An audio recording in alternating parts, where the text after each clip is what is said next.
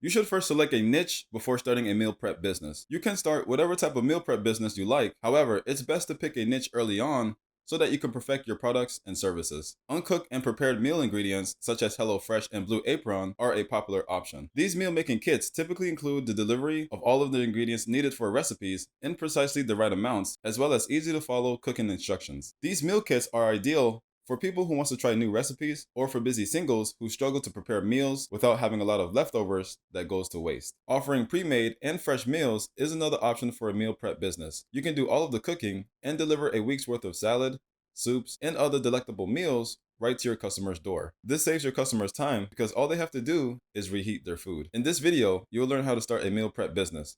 This video will be your first stepping stone, providing a practical step-by-step approach to starting your meal prep business. We will go over topics such as conducting market research, conducting competitive analysis, writing a business plan, and raising money from angel investors. It is critical that you watch this video from the beginning to the end so that you can have a clear understanding of how to start a meal prep business. The first thing you should do before starting a business is conduct market research. Consumer behavior and economic trends are combined in a market research to confirm and improve your business idea. It is critical to understand your customer base from the start. Market research allows you to reduce risk while increasing your chances of business profitability. Collect demographic data to better understand the opportunities and constraints for gaining customers. This can include demographic information such as age, wealth, family, interests, or anything else relevant to your business. Then, to get a good sense of your market, you should answer the following questions. 1. Demand. Is your product or service in high demand? 2. Market size. How many people are likely to be interested in your product? 3. Economic indicators. What is the income range and employment rate? 4. Locations. Where do your customers live and where can your business reach? 5. Market saturation. How many similar options do consumers already have? 6. Pricing. How much are potential customers willing to pay for these alternatives? You will want to stay current on small business trends. It is critical to understand the specific market share that will impact your profits. You can conduct market research using existing source, or you can conduct your own research and reach out directly to consumers. Existing source can save you a lot of time and energy, but the information may not be as tailored to your target audience as you would like. Use it to answer both general and quantifiable questions, such as industry trends, demographics, and household incomes. Asking consumers directly can provide you with a more nuanced understanding of your specific target audience. Direct research, on the other hand, can be time-consuming and costly. Use it to respond to questions about your specific business or customers, such as reactions to your logo, changes you can make to purchasing experience, and where customers might go instead of your business. Direct research methods include surveys, questionnaires, focus groups, and in-depth interviews. Following market research, the next step is to conduct competitive analysis to identify a market advantage. Competitive analysis allows you to learn from businesses that compete for your potential customers. This is critical for defining a competitive advantage that generates long-term revenue. Your competitive analysis should identify your competitors by product line or service, as well as market segment. Here are some characteristics to look for in the competitive landscape. 1. Market share. 2. Strengths and weaknesses. 3. Your window of opportunity to enter the market. 4. The importance of your target market to your competitors. 5. Any obstacles that may impede your entry into the market. And 6. Secondary or indirect competitors who may have an impact on your success. There may be numerous businesses competing to serve the same market that you are. The level of competition, the threats of new competitors or services, and the effect of suppliers and customers on prices are all important factors to consider. You should write a business plan after conducting competitive analysis to determine a market advantage. A good business plan will walk you through each stage of starting and running your company.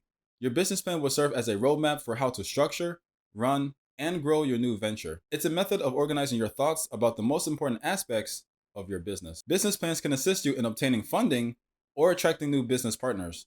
Investors want to know that they'll get a good return on their investment. Your business plan will be the tool you use to persuade others that work with you or for investing in your company. You should choose a business plan format that works for you. There is no correct or incorrect way to write a business plan. What matters is that your plan meets your requirements. The majority of business plans fall into one or two categories: traditional or lean startup. Traditional business plans are more common. They follow a standard format and encourage you to go into details in each section. They usually necessitate more work up front and can be many pages long. Lean startup business plans are less common, but they still follow a standard format. They concentrate on summarizing only the important points of your plan's key elements. They can be made in as little as an hour and are usually one page long. If you are very detail-oriented, want a comprehensive plan, or intend to seek funding from traditional sources, you may prefer a traditional business plan format. You are not required to follow a specific business plan outline, when writing your business plan. Instead, use the sections that make the most sense for your company and its requirements. Traditional business plans include some of these 9 sections. 1. Executive summary. Tell your readers about your company and why it will be profitable in a few sentences. Include your company's mission statement, product or service, and basic information about its leadership team, employees, and location. If you intend to seek funding, you should also include financial information and high-level growth plans. 2. Company description. Provide detailed information about your company in your company description. Explain in detail how your company solves problems. Make a list of consumers, organizations, or businesses that your company intends to serve. Describe the competitive advantages that will help your company succeed, such as, is your team comprised of experts, or have you found the ideal location for your business? This is the place to talk about your company's strengths. 3. Market research. You'll need to be well versed in your industry outlook and target market. Competitive research will show you what other companies are doing and their strengths. Look for trends and themes in your market research, such as what are the actions of successful competitors? What makes them so effective? And also, are you able to do it better? This will be the time to respond to these questions. 4. Management and organization. Tell your reader how your company will be organized and who will be in charge. Describe your company's legal structure. Indicate whether you plan to incorporate your business as a C or S corporation, a general or limited partnership, or as a sole proprietorship or limited liability company, LLC. In your company, use an organizational chart to show who is in charge of what. Demonstrate how each individual's unique experience will contribute to the success of your venture. Consider including resumes and curriculum vitae for key members of your team. 5. Product or service line. Describe the product or service you provide. Describe how it benefits your customers and the product life cycle. Share your intellectual property plans, such as copyright or patent filings. Explain in detail if you are conducting research and development for your service or product. 6. Sales and marketing. A marketing strategy cannot be approached in a single way. Your strategy should evolve and change to meet your specific requirements. This section's goal is to describe how you plan to attract and retain customers. You'll also describe how a sale will take place. This section will be referred to later when making financial projections, so make sure to thoroughly describe your entire marketing and sales strategy. 7. Request for funding. If you're requesting funding, this is where you'll detail your funding needs. Your goal is to clearly explain how much funding you'll require over the next 5 years and how you intend to use it. Indicate whether you want debt or equity, the terms you want, and the length of time your request will last. Provide a detailed description of how you intend to use your funds. Indicate whether you require funds to purchase equipment or materials, pay salaries, or cover specific bills until revenue increases. Include a description of your future strategic financial plans, such as debt repayment or the sale of your business. 8. Financial projections. Financial projections should be included with your funding request. Your goal is to persuade the reader that your company is stable and will be highly profitable. Include income statements, balance sheets, and cash flow statements for the last 3 to 5 years if your company is already established. If you have any other collateral that could be used to secure a loan, make sure to include it as well. Provide a financial forecast for the next 5 years. Forecasted income statements, balance sheets, cash flow statements, and capital expenditure budgets are all included. Be even more specific in the first year using quarterly or even monthly projections. Make certain that your projections are clearly explained and that they correspond to your funding request. This is an ideal place to use infographics to tell your company's financial story. 9. Appendix. Provide supporting documents or other materials that were specifically requested in your appendix. Credit history, resumes, product pictures, letters of reference, license, permits, patents, legal documents, and other contracts are all common items to include. You may prefer a lean startup format if you need to explain or launch your business quickly, if your business is relatively simple, or if you intend to change and refine your business plan on a regular basis. Lean startup formats are diagrams that describes your company's value proposition, infrastructure, customers, and finances using only a few elements. They are useful for visualizing trade-offs and key facts about your company. A lean startup template can be created in a variety of ways. The following are the 9 components of a lean business plan. 1. Key partnerships. Take note of other businesses or service with which you will collaborate to run your business.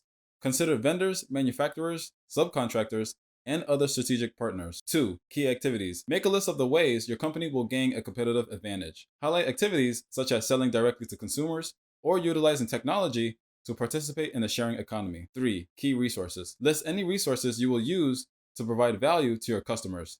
Staff, capital, and intellectual property may be among your most valuable assets. Remember to take advantage of any business resources that may be available to women, veterans, Native Americans, and hub zone businesses. 4. Value proposition. Make a clear and compelling statement about your company's unique value to the market. 5.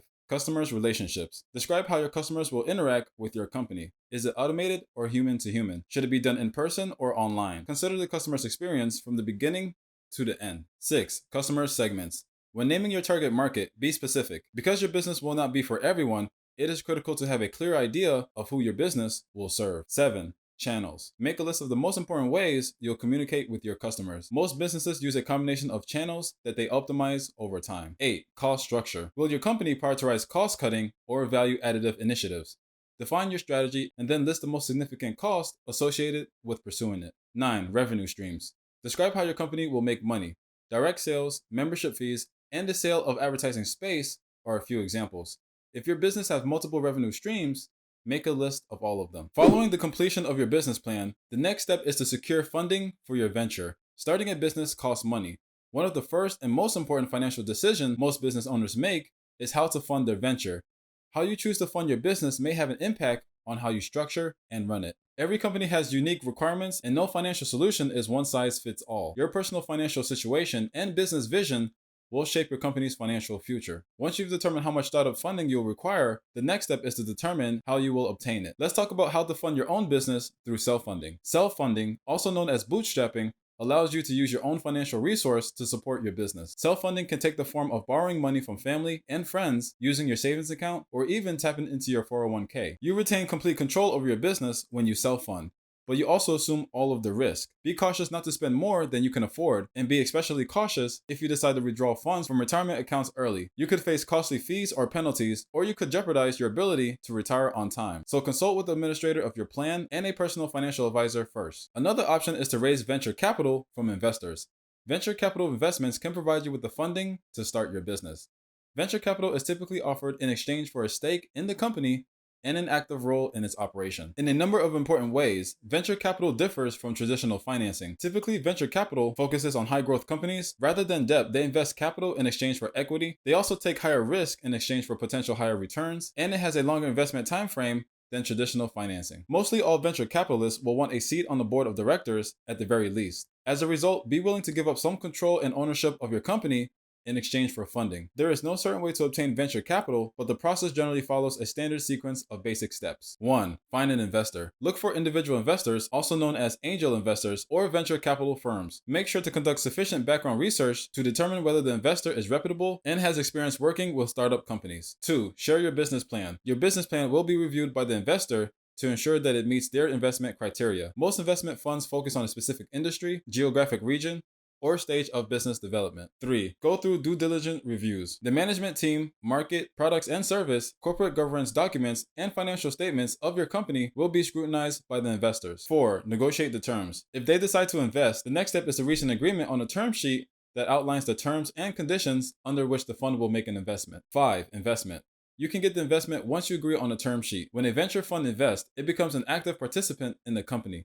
Venture capital is typically provided in rounds. As the company achieves milestones, additional rounds of financing are made available, with price adjustments as the company executes its plan. If you found this video useful, please show your appreciation by clicking on the like button. Also, let us know in the comments if you'd like us to make a long, in-depth follow-up video to learn more about how to start this business. Also, don't forget to click the subscribe button to see more videos from Shaun Academy, an extension for education.